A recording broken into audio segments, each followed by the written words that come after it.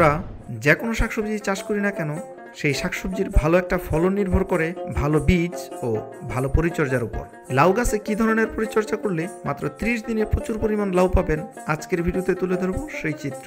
তাই না টেনে পুরো ভিডিওটি দেখতে থাকুন।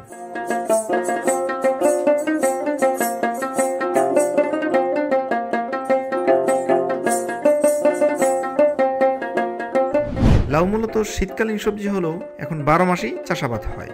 সবজির জগতে অন্যতম জনপ্রিয় একটি সবজি হচ্ছে লাউ। অনেক আগে থেকে এটি চাষাবাদ হয়ে আসলেও বর্তমানে এর জনপ্রিয়তা বৃদ্ধি পেয়েছে বহুগুণ। শুধু লাউই নয়, কচি ডগাও শাক হিসেবে বেশ চাহিদা সম্পন্ন একটি শাক। অতীতের চিরাচরিত নিয়ম ভেঙে এখন আধুনিক পদ্ধতিতে লাউ চাষ করছেন স্মার্ট কৃষকরা। ভালো জাতের একটি লাউ বীজ ও সঠিক পরিচর্যায় মাত্র 30 থেকে 35 দিনেই আপনি প্রচুর পরিমাণ লাউ পাবেন। এই জন্য প্রথমে একটি ভালো জাতের বীজ সংগ্রহ করে নিতে হবে। বাজারে এখন বিভিন্ন জাতের লাউ বীজ পাওয়া যায়। বাংলাদেশের সবচেয়ে বড় বীজের মার্কেট নিয়ে আমার চ্যানেলে একটি ভিডিও পাবলিশ করা আছে। ভিডিওটি দেখে সেখান থেকে ঘরে বসেই বীজ সংগ্রহ করে নিতে পারেন। লিংক এই ভিডিওর ডেসক্রিপশনে দেওয়া থাকবে। এছাড়া আপনার চাষের লাউ থেকেও ভালো একটি লাউকে বীজ হিসেবে রেখে সেখান থেকেও ভালো জাতের বীজ সংগ্রহ করা সম্ভব। ভালো জাতের একটি বীজ সংগ্রহ করার পর এই বীজগুলোকে 12 ঘন্টা পানিতে ভিজিয়ে সরাসরি জমিতে অথবা টবে লাগিয়ে দিতে পারেন, অথবা চাইলে ভেজা টিস্যু বা এমন একটি ভেজা কাপড়েও 2 থেকে 3 দিন রেখে দিতে পারেন। এতে এই কাপড়েই বীজগুলোর জার্মিনেশন হবে, তখন এই বীজগুলোকে জমিতে লাগিয়ে দিবেন। লাউ গাছ খুব দ্রুতই বৃদ্ধি পায়। লাউ গাছের বয়স যখন 12 থেকে 15 দিন, তখন গাছ থেকে সামান্য একটু দূর দিয়ে মাটি আলগা করে সেখানে জৈব সার দিয়ে দিতে হবে। এরপর এতে গাছের প্রকৃতি বুঝে কিছু রাসায়নিক সার দিয়ে মাটি ঢেকে দিতে হবে। জৈব সার হিসেবে আমি গোবর সার ব্যবহার করছি। এরপর গাছ যখন একটু বড় হবে তখন এমন মাচা করে দিতে হবে। লাউ গাছে ভালো ফলন পাওয়ার জন্য নিয়মিত গাছে পানি দিতে হবে। লাউ গাছ সবসময় একটু ভেজা মাটি পছন্দ করে, তবে অতিরিক্ত পানিতে লাউ গাছ মারা যাবে। চলুন আমরা একজন তরুণ উদ্যোক্তার কাছ থেকে শুনে নিই ভালো ফলন পাওয়ার জন্য তিনি কি কি পরিচর্যা করেছেন।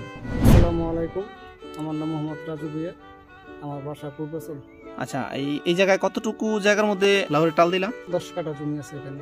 এই 10 কাঠা জমিতে যে লাউয়ের টাল দিলা, এই বেচা বিক্রি কেমন করছো? বেচা বিক্রি মোটামুটি মধ্যম দর হয়েছে, মানে একবার বিক্রি করছে, আরো ভবিষ্যতে আরো হবে লাউয়ের। দেখলাম সুন্দর লাউয়ের ধরন আসছে, হ্যাঁ, লাউয়ের সাইজগুলো সুন্দর, লাউ মাশাআল্লাহ ভালো আসছে। হ্যাঁ, এই লাউয়ের জাতটা আসলে কি জাতের লাউ এটা? এটা আমাদের হাতের বীজ, এটা কোনো বাজার থেকে সংগ্রহ করে না। মানে ওই যে প্রতি বছরে যে লাউ টাল দাও ওই জায়গা থেকে তোমরা তোমাদের ওইখান থেকে একটা বীজ রেখে দেয়, ওই বীজের। আচ্ছা, তার মানে এটা হচ্ছে কোনো কোম্পানির বীজ না? না।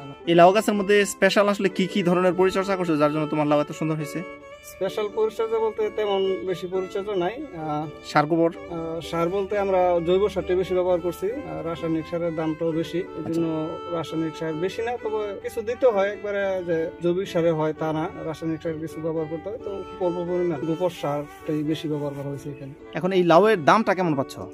অন্যান্য জেলা থেকে আমাদের এখানে দামটা একটু বেশি, কারণ আমরা 300 ফিটে সরাসরি ক্লায়েন্টের কাছে বিক্রি করতে পারি। আচ্ছা, 300 ফিটে এক একটা লাউয়ের দাম কেমন পাওয়া যায়? দেখা গেছে 150 টাকা শুরু করে 100 টাকা, 120 টাকা এরকমের বাজার। তার মানে হচ্ছে তোমরা যে অরিজিনাল দামটা সেই অরিজিনাল দামটাই তোমরা পাচ্ছ, তাই না? এই জায়গায় মোটামুটি কি পরিমাণ খরচ হয়েছে চালটাতে? সব মিলে লেবার টেবার মিলে আমার নিজের পরিশ্রম বাদে 18 থেকে 20,000 টাকার মতো খরচ গেছে। আচ্ছা, এখন তো লাউ তো বিক্রি করতেছো, এখন কি পরিমাণ আশা করো যে তুমি এই জায়গায় দেখলাম যে লাউর কন্ডিশন ভালোই, সব ঠিকঠাক থাকলে কি পরিমাণ টাকা লাউ বিক্রি করতে পারবো? ঠিকঠাক থাকলে 70 থেকে 80,000 টাকা লাউ বিক্রি করতে পারবো। আচ্ছা, এমনিতে এই লাউয়ের মধ্যে কি কোনো পোকার আক্রমণ বা এই ধরনের কিছু হয়? পোকার আক্রমণ হয়, একবারে না যে হয় এমন কোনো কথা না। মাছি পোকা আছে, এটা লাউয়ের বিন দিলে ওই লাউটা নষ্ট হয়ে যায়। তাহলে এটা দমনের জন্য কি ধরনের ব্যবস্থা নাও? এটা দমনের জন্য বাজারে পোকার কীটনাশক আছে, এটা ওই তাবিজ, মানে জৈবিক প্রক্রিয়ায়। আচ্ছা, ওই ফেরোমন ফাঁদ যেটা বলা হয়? জি, ফেরোমন ফাঁদ যেটা বলা হয়। আচ্ছা, ওই ফেরোমন ফাঁদ ব্যবহার করো না? আচ্ছা, এমনিতে কি লাউয়ের পরাগায়ন করতে হয় নাকি পরাগায়ন ছাড়াই হয়? না, আমরা লাউয়ের পরাগায়ন করতে হয় না, এটা এমনিতে নরমালি ওই যে প্রাকৃতিকভাবে পরাগায়ন হয় না? আচ্ছা, তোমরা এই লাউয়ের ডোগা বিক্রি করো না নাকি শুধু লাউ বিক্রি করো? লাউয়ের ডোগাও বিক্রি হয়, লাউও বিক্রি হয়, মানে এটা ওই লাগে আলাদা। আচ্ছা, এই লাউয়ের পাশাপাশি তুমি আর কি ধরনের কৃষিকাজ করো? কৃষিকাজ বলতে মোটামুটি সব ধরনের সবজি আবাদ করা হয়। পেঁপে গাছ নাকি আছে? পেঁপে গাছও আছে। তোমার মতো যারা তরুণ উদ্যোক্তা আছে, শিক্ষিত ভাইরা আছে, তাদের জন্য কি তোমার কোনো সাজেশন আছে? তারা কি লাউ চাষ বা এই ধরনের কৃষিতে আসতে পারে? আসাটা কি উচিত? অবশ্যই কৃষিতে আসা উচিত। যারা বেকার আছেন বা বেকার থাকেন আর কর্মজীবী থাকেন, কর্মজীবী থাকলে কিন্তু টুকটাক ফসল করা যায়। কারণ এখন যে দ্রব্যমূল্যের বাজার, একটা লাউ আমি 100 টাকা 120 টাকা বিক্রি করি, অনেকে তো 120 টাকাতে একটা লাউ কিনে আর সামর্থ্য আছে কিন্তু একটু হিমশিম খায়। কিন্তু দেখা গেছে 5টা লাউয়ের খাই দিল বা 3টা লাউয়ের খাই দিল, ছাদেও লাগানো যায়। ছাদ বাগানে দেওয়াতে, তবে দেখা গেছে লাউও খাইতে পারলো, ডোকা পাতাও খাইতে পারলো, 2-4-5টা লাউ হইলে একটা আত্মীয় স্বজনে দিল, একটা প্রতিবেশীরে দিল।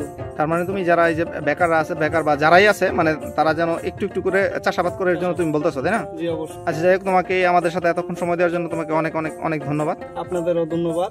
আশা করি সবাই কৃষিকাজের সাথে জড়িত হবেন, এই আশা করি।